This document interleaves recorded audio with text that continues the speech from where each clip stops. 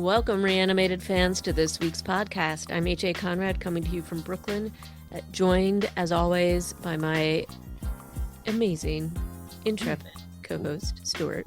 Hello, Stuart. A double adjective day. There you Hi. go. Hello, HA. Well, welcome to you, Yay. too. So today we're going to wrap up our review / recap of Mayfair Witches Season 2. But before we get to that, we have a few news items, which, one of which I'm incredibly excited to talk about. Let's jump into it. One I'm excited to talk about is the Silo Season 3 is going to be arriving this summer. We are huge fans and can't get enough Rebecca Ferguson, if you ask me. I'm really excited to see this continue. I've really loved the storytelling, the editing, the acting, everything to do with this. So how are you feeling about Stuart? I think we're both unapologetically nerdy about this show, having loved the book series. It's probably our biggest departure from our usual genre when we talk about Silo, but it's post-apocalyptic. It's all the drama of a zombie show without the zombies. So, I think, we have reviewed 2 seasons of it and happily so. So I'm excited to do number 3 when it comes out later this summer. hmm Next up was a little bit of an article just about Nia DaCosta talking about the Bone Temple 28 years later. Second, so that's the second half of the 28 years later franchise or series, whatever you want to call it.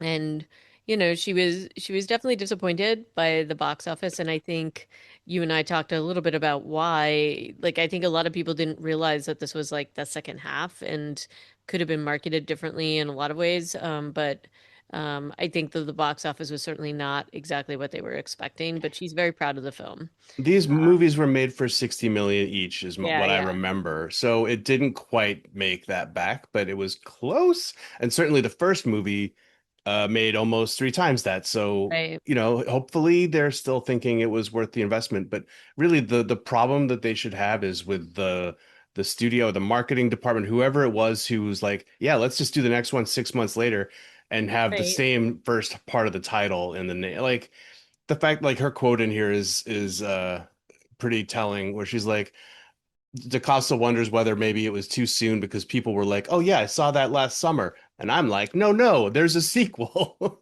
So Right. she like the fact that, like, they all must be kicking themselves over there at Sony or whoever Mhm. made the decision to push them out that fast back to And it back. was a very strange decision also. The name, like, I think just how it was marketed, there was a way that they could have done this. I definitely think a slightly longer delay would have helped, but also the name of it, I just think, um, I know this sounds totally trite, but part two probably could have appeared, which is like to make it Yeah, so that people understood that it was the second part or the sometimes you story that gotta spoon feed continues the audience. Yeah, or yeah, something. yeah.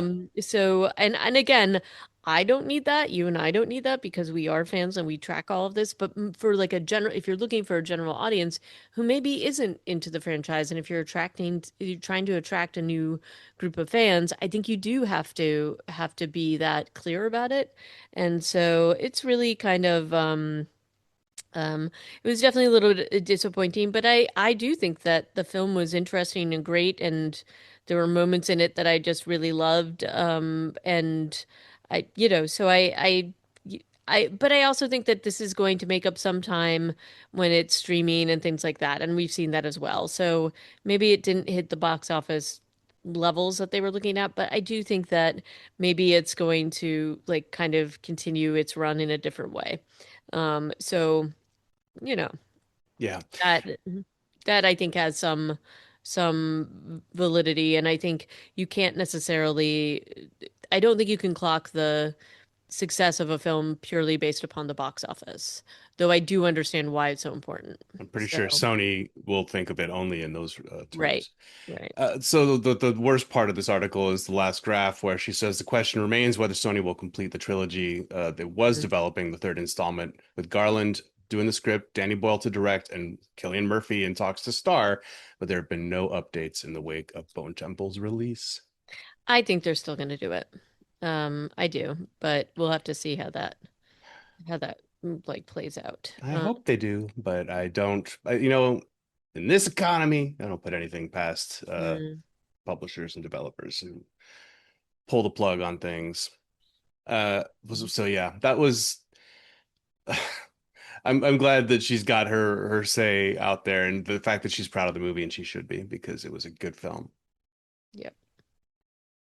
Um, I don't know. I don't like that ambiguity though about the third installment. That No, it's a little bit nerve-wracking, and what is also crass late stage capitalism oh, and annoying is this latest article from Deadline mm, where they're talking about, I believe it was at an earnings call for AMC, where they might have revealed that they are in talks with lots of big players to sell the rights to The Walking Dead. yep. But they don't want to just sell them. They kind of want to do a lease to own or something because they also want to have what do they call it? Uh, co-exclusivity, which is the stupidest thing I've ever It heard. is In dumb. fact, if you read this article, it's full of just like corporate buzzword soup that all of it makes me want to throw up in my mouth. Is this surprising? No, I mean, and then the absolute worst part is where the CEO, Kristen Dolan, talks about how many ways there are to skin the cat that Mm. is Robert Kirkman's work. I love it. I'm sure he's rolling around in his alive state, not in the grave. Yeah, he's not in a graveyard. He might still just be rolling around.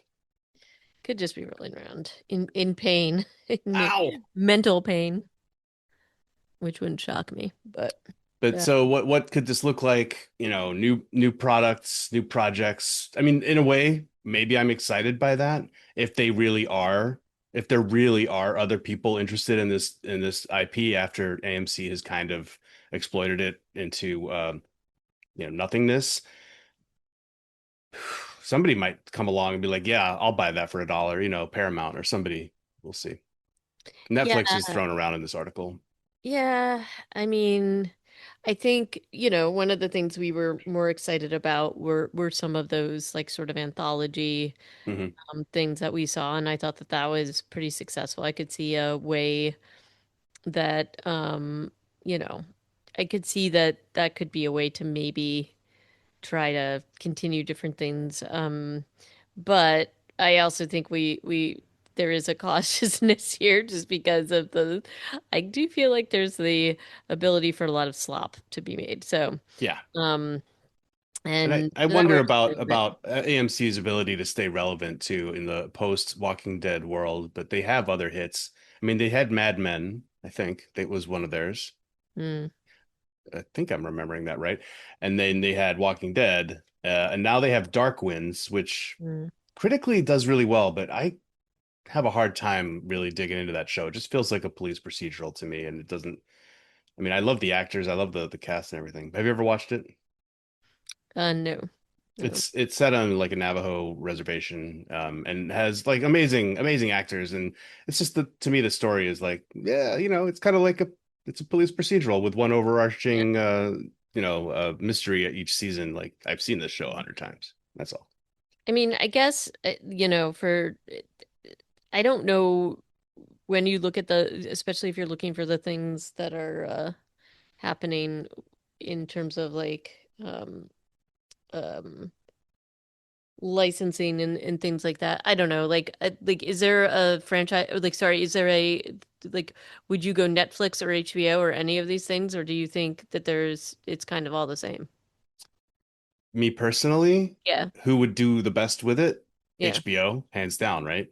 I think so too. If they But want to invest in it. But I don't yeah. know that anybody is going to be like, yes, this is ripe for more No, storytelling. I don't And they think have Last of Us. So in a way, so would HBO want to do it?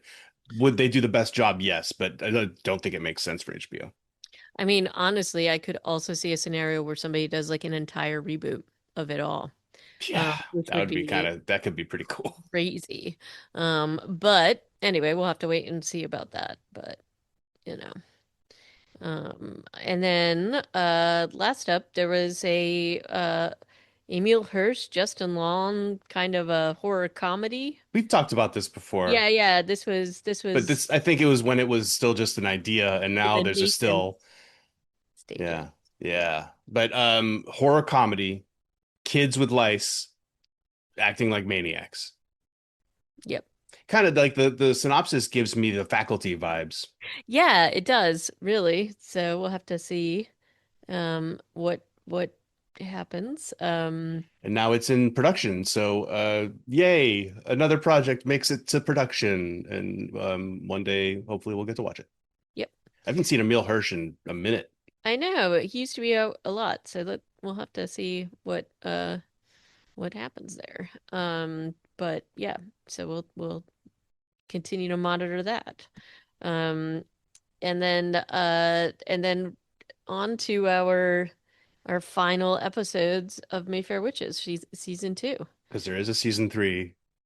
And now after watching these two episodes, I have a lot to say and talk about. This is like did not happen in ways that I guess I had read the book, so and I'll admit to you as I've said, I don't think I continued them after a certain point. So this was um I think I got to this book, whatever. But I don't remember any of these activities so or many of the characters. I got to some part of a book, some part of whatever the storytelling was. We'll get into it when I don't want to spoil anything. We are going to spoil it, however. We are So, going to spoil the heck out of it. So if you haven't seen the end of it, watch it and then listen to us. But but also the statute of limitations expired because this also aired in 2025. So yes. But anyway, we'll get into this, but there's some parts of this that I am so like the decisions made here were like really strange. So anyway, let's jump into it. So these are a tangled web. Um and what was the last one? the last one was, I don't remember. It's not in my The notes. innocence, the innocence. The So, Innocents. We begin, as many great stories do, in Lark's bedroom, mm, where he is blessedly asleep, and that creepy daughter of Ian's is in the bedroom with him because yes, she is. Rowan went off to search the tunnels last night after having some fun times with Lark in the Scottish mansion. Mm-hmm. Why she feels like Lark is going to be fine there by himself, I don't know. Like again, with the overconfidence from the last couple episodes is definitely still here, because she's already made that decision to go into the tunnels and has been locked down there. But Right. why would she? Why would she feel like they're safe in this house? You know? Again, it's that whole separation of everybody. Moira has disappeared. And yet somehow like does the best out of the three of them. Yeah, but but Rowan doesn't know that, and so she's gonna leave Lark there. Um, everything is kind of dangerous around them, and also given what Lark has seen as well, I don't know, this just didn't seem like a good decision to separate, to divide and conquer, so to Yeah. speak. But and it turns out, yeah, that was a good instinct that we had because he immediately has some incredibly creepy interactions with the other Mayfairs, the Scottish Mayfairs, and they do the weird little stitching thing to him. Um, We don't and really know what's going to happen until maybe like even I the assume last episode, but because I I think that's it for his scene, yeah, his I scenes. thought it was going to be like I didn't know that this was exactly what they were doing, but I assumed it was some way to control him in some way to blackmail I her. thought they were So, going to make his face into a mask. I mean, it's ooh, just like yeah. what? Yeah. Oh, I couldn't tell Well, what was going to also happen. it was quite like sexy times in terms of like whatever was going on. So I also thought there was something Yeah. even more insidious there that I was like, oh, are they like I don't know. There was Anyway, really no apparent need for any of the sexy no, times no, no, no. or It was the coming on that happened at the right, party from that girl too. right, Like didn't right, feel like any of it was necessary because it also clearly completely turned Lark the wrong way, right? Like he was right, just like, "Oh, I got to get out of here." right. And then it's kind of the symmetry there is the final scene with him and Rowan at the end of the last episode. Mm. Where Sorry. Can I just talk about that real quick? Even Well, though it's the yeah. last scene, where he's looking at her, he's just taking a potion of forgetting her. and he looks up and sees Alexandra Daddario staring at him in a courtyard in Scotland, and he just kind of does a little smile and then looks away immediately. I don't know like what kind of man Lark is, but you see that lady staring at you uh from just like t Not, 10 feet away, you might not just give her the little smile and look away. You might be like, holy crap, yeah, you might be like, hey, come over and have a come coffee. sit down with me. I don't know. Yeah, so I feel like she kind of almost shoots herself in the foot with the potion of forgetfulness there. Yep.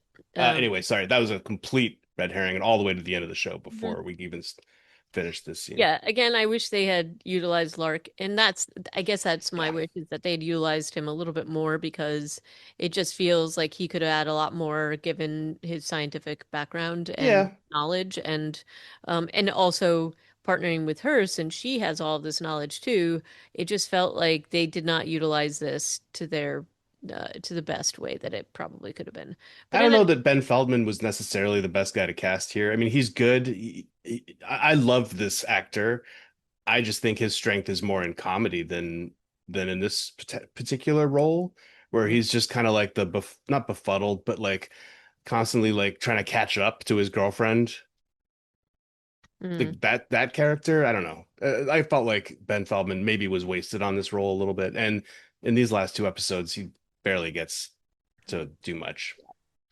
um, but we got that going on. We've We got got that going on. Rowan's phone battery's running out, yeah, and again, she can't seem to find Lasher. But she despite having him eventually on LoJack. Like what? yeah. But she eventually does get the Scottish Mayfairs to show her Moira. She Yeah. Do continues. we understand why Ian's wife is suddenly offering her things? So, I mean, they're as like to take these two episodes like together and some of the things that they're saying, there's definitely Rowan has a lot more power than all these people. And I do think that I feel like Ian's wife may be a little threatened by her and does not want her to partake or become more strong, maybe. Does Um, she maybe see that Julian wants to exploit her? Possibly. She doesn't say as much, but what I other, I don't, mean, yeah, other than fear and like just get out of here. And it does kind of come across that way because she's right, like, you've got what you want, now leave. right. And maybe it's that, she like I think she doesn't have all the information and doesn't understand everything happening in the background. Like she's not necessarily in the know about everything, but I think she knows enough to know that Rowan is going to oppose this crazy plan that they have. Um, and who wouldn't? Because it's Yeah. amazingly evil. And so I think she's concerned about maybe about her powers and just thinks that getting her away before she's aware of any of this would be the best way to do it. And since all she's saying is all she wants is Lasher's blood, and it just seemed I feel like she's just trying to basically um either just get her out of the picture until whatever is happening is going to happen, um, and then maybe deal with it. That's kind of what I thought. That like, or there's some jealousy there of her powers and just doesn't want her generally around Ian or anything else. But anyway, but that doesn't seem to really work. For Rowan to be given this vial of blood, I thought her complaint would be, "Hey, I didn't see you draw this from Lasher, so I Yeah. don't believe that this is his blood." But she doesn't say that, but she Nope. does immediately return the blood. Right. So that would I was expecting her to say, like, as a clinician, I was like, expecting her to be like, "No, I will draw the blood myself, or I will watch the blood be drawn." It Hmm. turns out totally to be on the level later, and they kind of go to the effort to show you that it was his blood that was drawn. So maybe they are kind of alluding to that was part of her problem, but she really wants to lay eyes on him before she leaves. And her motivation is weird in these two episodes, and Yeah. like maybe definitely purposefully so, because she's.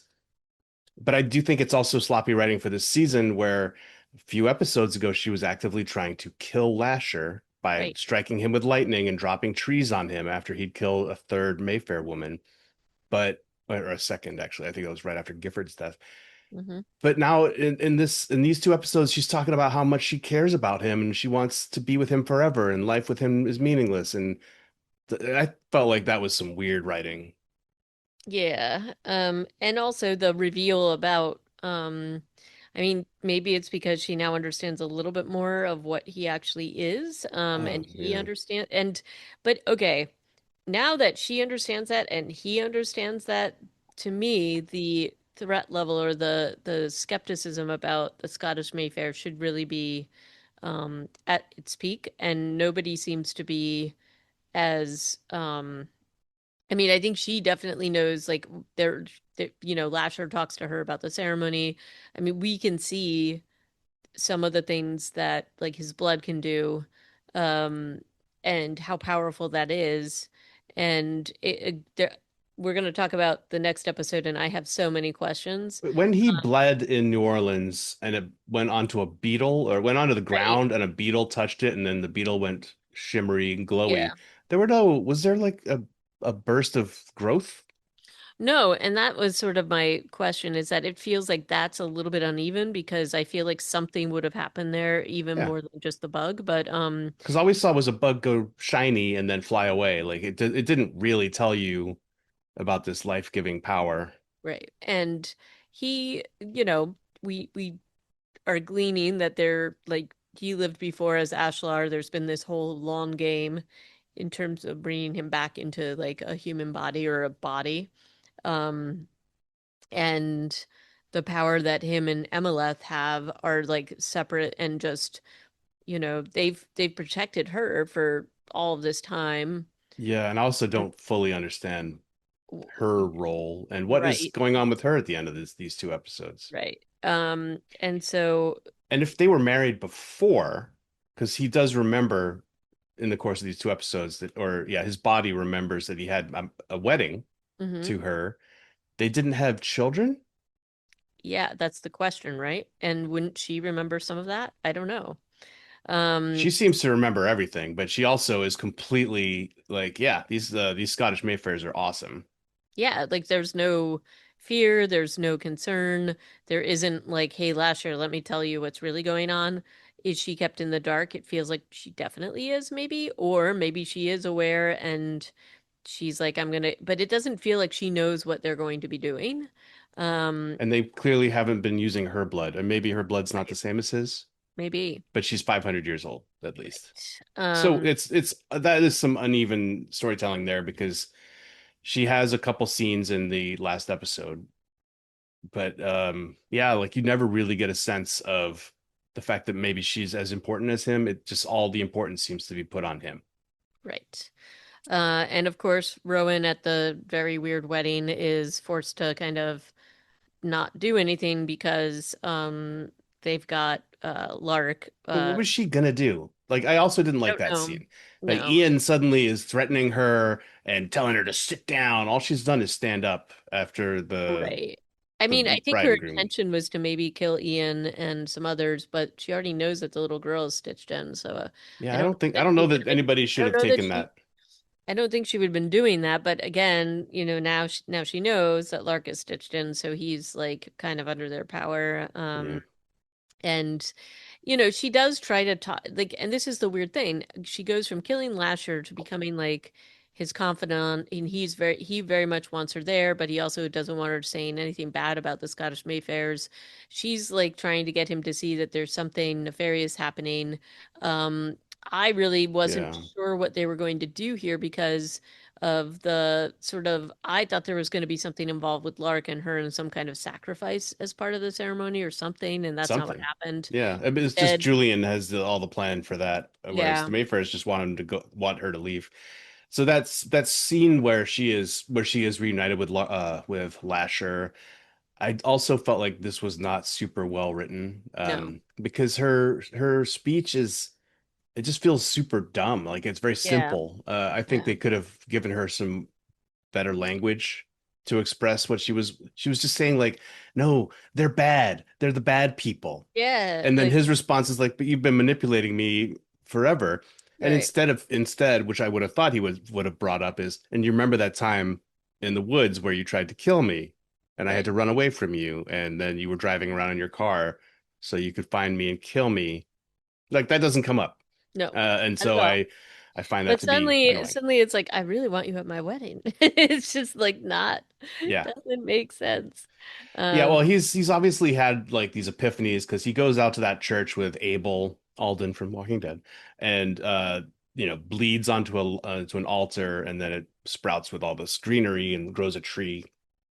And he's like, "Oh, okay, I remember." And so in a way that would explain his change of behavior a mm, little bit, but he should still remember what happened in New Orleans. And he feels bad about what happened there too, which I wasn't sure I understood either earlier in the season, because it does feel like he goes to Alicia and kills her on purpose. yes, it does. And yeah, and then we've also got just like kind of in tandem with some of this is the Cyprian Talamasca filling in some of the things about Lasher and like basically they like this is the thing. The Talamasca clearly had a lot more information about him. Why on earth would they not have been sharing some of this ahead of time? Um, like Albrecht and Cyprian aside, like there's lots of things that if you had gone to Rowan and basically told her about all of this, possibly some of this could have been avoided. But So they yeah, have they even think that he's a Taltos, don't they? right, right, and they have a body and it looks like him. It's clearly Lasher. And so this was a very frustrating part of the story to me because it's like, yes, you did this reveal, but why would you have been keeping this under wraps? Maybe they didn't know he was for sure a Taltos before he was reincarnated, because as a spirit, how could you even draw that connection? I guess. Anyway, so that's going on, and you've got him and what is the name of the other person that goes with him? Paulina, Paulina, the Dutch lady. to go and kind of investigate in Scotland, um, while all this is happening and sort of simultaneous things are happening. And also the big thing, which again, this is so funny because I thought that this thing, when they first brought Cortland out of the Victrola or out of his stone state, I actually thought that the whole storyline here is what actually had happened like way back. Like I thought when Rowan brought him out that it was actually Julian at first, just because Julian was acting so sketchy. And I didn't. It's so funny because like when this happened, I was like, oh, it did eventually happen, but not until now. I thought the And way that they got here though was interesting. Like there's that car, they go out, yep, Ian and Cortland go out in a car to fix the right. the American Mayfair's car. And Ian is basically just getting information out of him. This I thought was good writing. The fact that Yeah, Ian's because he's Ian's testing him. true intentions are hidden until it's time to actually strike. So they write him as a good evil, big bad. They He's very do. cunning. They do, but this is the only thing that troubled me about this is that Cortland is also cunning and But they've does written not. him as a buffoon this season. Like he doesn't They seem to have have. any guile whatsoever. They have, but as it relates to his dad and to Ian, just because of his recovered memories now, um, I just don't know that he would have trusted Ian as much as this, though I did think it was kind of a clever ploy to have Ian use those weaknesses against him, his insecurities against him, and act as if he was his ally. And he plays upon honestly every weakness. He exploits every weakness that Cortland has, including the one where he's like, "Oh, he wants me to sacrifice my own son." And Cortland has had to do this like with his own children and Yeah. done many like bad things. So I think maybe I'm fine with that. I guess I just don't believe that Cortland would trust him as easily, given how sort of his wall is built up as it relates to Julian and also his interactions with Ian. Like his memories of Ian are not good, and I think Like like the couple that he has, because he even right, explains it like they're coming back little bit by bit. So right, he probably still is lacking a complete picture, right. which could I just explain why he I guess is too trusting. I have a lot of skepticism about him jumping in full bore and trusting Ian. And even up until the moment when the quote unquote betrayal happened, I thought Cortland actually had something up his sleeve, and had already clocked what was happening. So I Hmm. was actually a little disappointed about how easy this was, to trap him down there and for Julian to get out. But, you know, it is what it is. Yeah, I mean, there's a lot of errors of judgment going on here for Cortland. Not only trusting Ian, but then trusting Hamish to be their rope when Hamish looks Yeah, like he's the least interested guy you could possibly right, recruit to do right. this. I was actually hoping Hamish would just leave them all down there or something like that. I really didn't think that this was how it was going to go, but I okay. mean, no, clearly Hamish is no more by the end of this episode. That character had some potential. They kept trying to flip him Yeah, or turn him or make him out to be like the guy who had everything to lose because he was going to be he was going to be trapped inside the Victrola for right, Julian to take his body over. Instead, they switched to Cortland when Cortland unwittingly reveals that he is immortal. right. You know, sure, Harry Hamlin's in good shape, but I don't think that he looks like an immortal man unless he's No, immortal in his 60s/70s. right. And I don't know. I guess I could see Julian. I think that's the only way Julian takes a younger, an older body is that immortality, but Anyway, um, so. So Julian is out of the bottle or out of the Victrola as it may be, and I will say I think Harry Hamlin does a really good job at acting like Julian. Yeah. Oh, a total It's switch, pretty isn't it? good. Yep, it's So pretty good. it's too bad Ted Levine's like off the show. Yeah, I know. Like He's left he's out. gone. Yep, Maybe they'll bring him back in season 3 somehow, but for now, that character is now being played by Harry Hamlin. yep. And he'll get to play Um, two characters in theory because he will also get to every so often because they bring a Victrola to New Orleans. They bring yeah, the Scottish Victrola. yep, Uh, and so he'll get to play Julian and Cortland. yep. Um, and so we've got and then it kind of switches into the after the you know quote unquote ceremony with Emeleth and Lasher, um, it jumps into the next episode, which is the innocence, and then everything becomes kind of clear. Um, and this is not shockingly, a very like just as we know, and now we have kind of figured out what the issues were and why the Lasher, and we kind of knew this already just because of the development of Lasher and how quickly he basically got to adulthood. But this is absolutely crazy. So with him and Emeleth, their offspring are basically being born incredibly quickly and developing incredibly quickly, like just kind of growing in ways that are like just insane. Like they're already like toddler level within hours. And you know, Rowan is incredibly disturbed, as you would imagine, by all of this. But and is interacting with Cortland in a strange way, like it's still it's still like I still don't think she would trust him as much. I also definitely don't think she would take anything that Cortland's offering her. And he gives her tea, which has Especially when he's acting with just a weird, little more confidence than he did as Cortland. right? And now he seems to have this inside line to information from Ian that he shares with her. He like gives her little nuggets every so often, I think, to like, keep her just enough in the dark.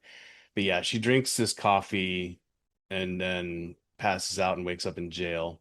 Yep. Where who else is in jail but Cyprian and Paulina, who had been, I guess, arrested by this one cop.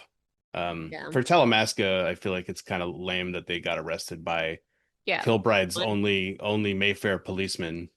And also, how would he have overpowered them? Give me a break. I mean, well, his what Cyprian's power is great for investigation, but not great for fighting, and hers seems to be Morse code through her finger. I So guess maybe they are just kind maybe of they are like, kind of useless, I but it's mean, those still are great powers, but I don't know, like maybe they don't have any self-defense skills. yeah, but they're Talamasca. There's two of them. I You'd feel like think, they would have had something. But anyway, he takes them in. I do like how they're speaking Dutch and he gets all mad at them and they're kind of trying to figure out what the how to get out of there and then Rowan is brought in and I do like that reunion is kind of good. Um but I don't like the whole thing with Lasher and Lasher, they Lasher's a little bit of an innocent, but I don't think he's dumb. And the I mean, way he's definitely like, dumb in this oh iteration of gosh, his he is. character. That's what I'm saying. Like, so they're all like, oh I yeah, mean, it we have doesn't hurt that Mayfair. they've got Abel Alden from Walking Dead, who I know. is just the most charismatic, or not charismatic, but just like he seems so earnest. And I Yeah, think he literally is earnest because he runs away at the end of the episode, like, I didn't want any of this. And he's like, he's the last Scottish Mayfair, potentially. true. Actually, not true, but there's lots of others, but several of them do get killed in this episode. But Yeah, he's just like, oh, there's another ceremony that we'd love to call. It's for the men only, and let's let your wife, have her babies. You shouldn't be here yeah, for this. Let's go smoke cigars or whatever. yeah. And Lasher's like, okay, but he does check in with Emeleth first, and unfortunately, she just confirms Right. everything that the Mayfairs tell Lasher. She's like, oh no, you go with them. These guys are awesome, and I'm Yep. never leaving here because they take care of me. Like she Right. is, I guess she's just been on the leash for 500 years and has no independent streak whatsoever. But it doesn't feel like she knows what they're gonna do to him. Well, I imagine she doesn't know. Because she keeps asking for him later. But that's like the And last, those are her last scenes is yeah, yeah, she's the last child that she has birthed. She's saying, I will nurse this one. And you see the Mayfair witch who was trying to take the baby kind of look a little disappointed.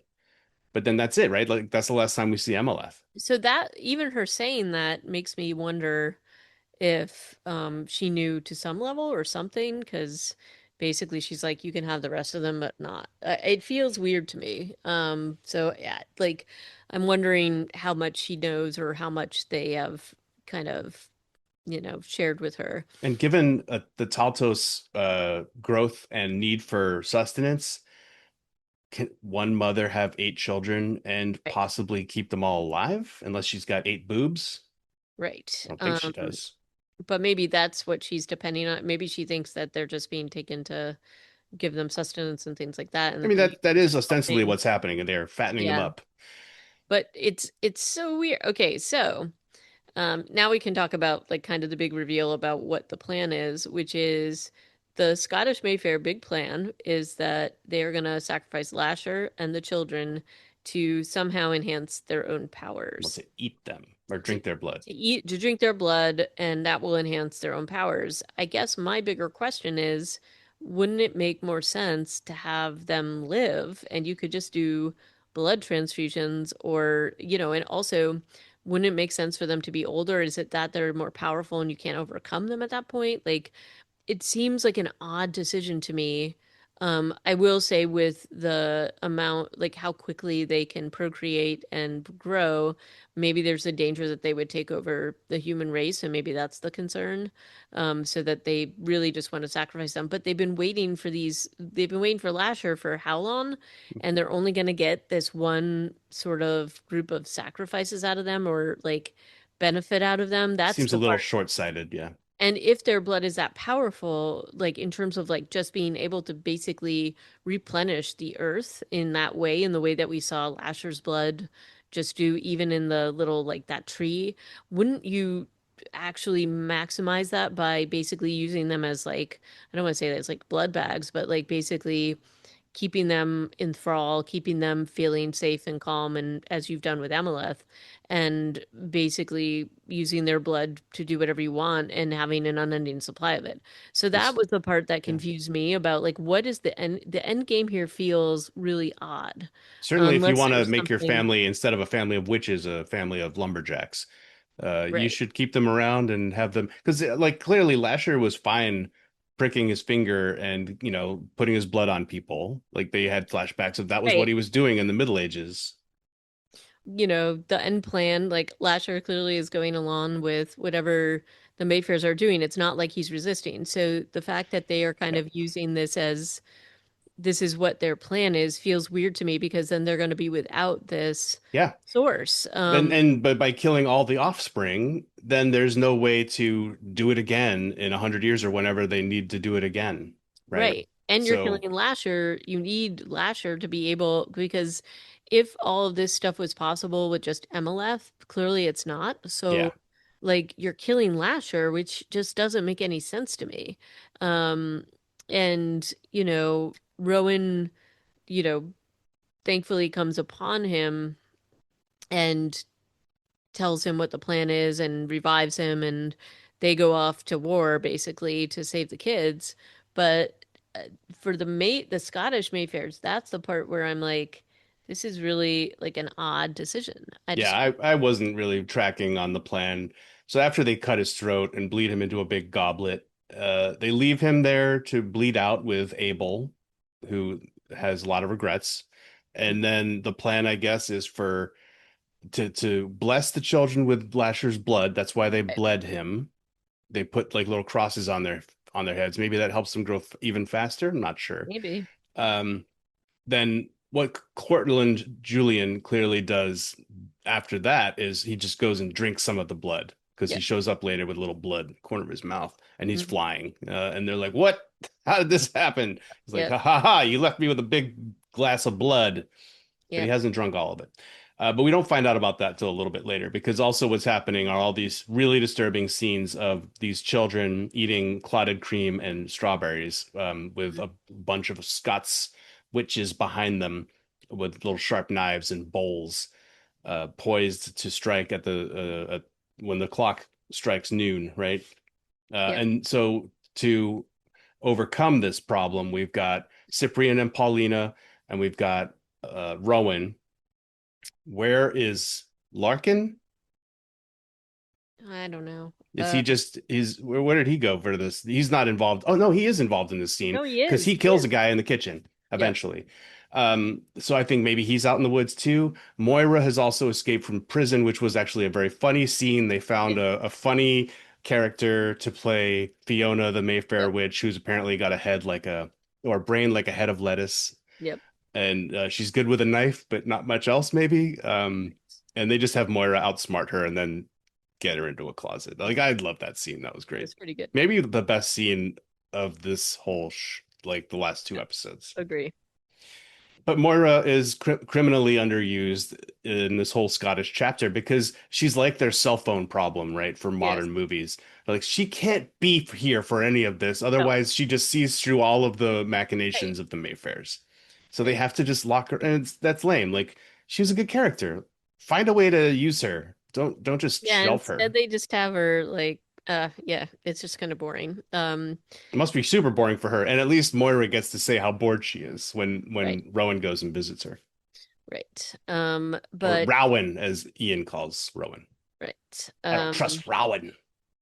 But we've got the big, the big reveal that, Cyprian shares with Rowan what their real plans are, um, and I guess Moira, they all agree that these are horrific plans, and they're going to save Lasher's children, and um, and then there's the whole thing where like Julian betrays everybody except for Rowan. He wants Rowan to join forces with him and basically has broken Yeah. the stitch in like spell, and it's really like this whole thing is very strange. There's like a whole battle scene between Lasher and Rowan and the other Mayfairs, and Does wait, yeah, Lasher and Rowan, but Cortland kind of stays on the sidelines, right? Julian/Cortland, yes. I was calling him CJ. Yeah, but Cortland Uh, Julian just kind of hovering over to the side. Lasher has brought a big CGI wolf to attack Ian, hmm which is a mutual destruction element. At least Ian's gone, but he does kill the big wolf. And then Lasher basically kills everybody else. Rowan does one or two. I mean, which is crazy because she can kill people by looking at them. Yep. And Like that and yet we most of it is like Lasher doing hand-to-hand combat. yeah, and I feel like she can do it like she doesn't just have to focus on one person, it feels like, because her power is expanded, but okay. And then apparently the only thing that you need to do is like throw an axe at Lasher to take him out. And It's the second time he's died in half an hour. yeah, yeah, and there's the whole temptation, and she's put into the position where Explain um this whole thing to me, HA. I'm confused because she's like, I will never do what you tell me. And then she does it does after he leaves, but then she doesn't revive as well. Maybe she did revive Lasher. we But don't yeah, know. so Cortland Julian is saying to her, drink of this cup Yeah, and then rule with me forever. Our powers will magnify each other as two mirrors facing one another. yeah, Sure, I guess. Meanwhile, the Talamasca are taking the Taltos children away through a portal. So they yeah, save at least some of the Taltos Right. children. Emeleth we still haven't seen, Right. and Emeleth might still have a baby with her, Right. or a small child at this point, probably a teenager. So that kind of distracts Julian Cortland long enough for so he like bugs out, like he just disappears, Yep. leaving Rowan with the big cup of blood, which I feel like is the most valuable thing that exists on the Right. planet. Right. And then she does drink it, but we don't see her revive Lasher. No. Though I suspect maybe she does. I don't know. I Um, mean, do you think they would write Houston off the show? I think it makes more sense for her to drink it and revive him and hide that or something. I don't Yeah, know. that does make story sense for that to have happened because we don't see her bury him, No. right? There's no scene like that. It's just she drinks it, then she starts hovering and flowers start sprouting everywhere. And I Yep. think that's where we leave that scene. And then with the hidden Taltos now Talamasca children, I guess the question is, I guess they all have to kind of be held separate. Or I mean, at least the different sexes do, or else they'll like basically create. So what is Talamasca gonna do with them? I think that's a little curious. Yeah. And we don't know what's going on with Emeleth, other than that the Scottish Mayfairs still have her, but a lot of their power center is gone. Well, Ian's all been the killed. men. All the men Ian's gone, Hamish died, at least gone. two or three other Mayfair Right. men were killed. But Um, the Scottish Mayfairs are a huge family, kind of like the New Orleans right. Mayfairs. Maybe Julian really is just gonna like maybe he's off doing his own thing, but maybe he just kind of then solidifies that power. I don't know. We'll have to see. Yeah, it doesn't really feel like family is the most important No, thing to it's him. him. He is the most important thing to him. Yeah. So the Rowan drinking the blood is very confusing, other than maybe she thinks she needs to do it to bring Lasher back. That's the most immediate one, which is What she interesting. says it's for is to c compete with Julian Julian or to offset oppose his him. Yeah. power. That's what she's telling Moira.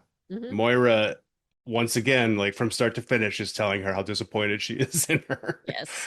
I do love Moira's character, and I think she's written very consistently, but underused in this Agree. season. Agree. And And then the Lark Rowan scene on that dock. What did you think of their it's breakup? like I don't know. I hear what he's saying, and I mean, basically, I don't think that he wants involvement in any of this, and I kind of don't blame him. His reasoning is like when you talk about Julian, you have a weird look on your face, so I'm breaking up with you. Yeah, kind of. Um, well, he's been through the ringer with her in the Mayfairs. I get He that. stole her DNA. He did. He's not If blameless here. anybody should be getting broken up with, it's him by her. But Rowan apparently can't quit anybody. Like Yeah. Lasher, Larkin, all these people who have done unforgivable things. She's like, no, let's stay together. Yeah, let's be bonded. It's great. But Um, she does. You don't see like a breakup fight. There's like, I want to leave you, and then they cut to wherever the hell they are. I assume they were still in Scotland when she's making the forget me potion and giving it to him and explaining what's yep. going to happen. And I did love this scene. Ben Feldman really delivers here, where he's like, look, if you ever run into me in New Orleans in the future, introduce yourself to me. Um, I Hmm. thought that was a real nice bit of writing and nice Yeah, nice performance.